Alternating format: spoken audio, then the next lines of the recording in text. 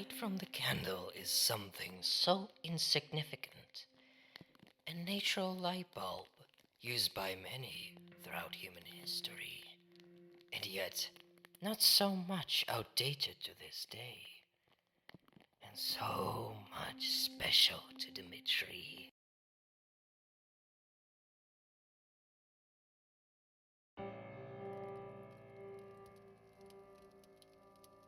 For at the front of his room's sofa there always stood a chimney.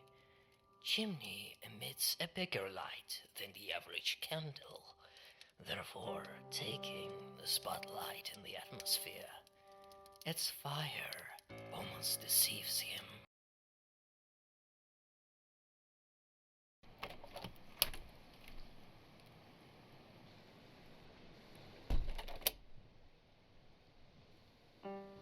Imagine Dmitry lying next to the warmth, the comfort, being in his bubble, while at the same time able to see something completely alien if he looks around and pays attention to the window.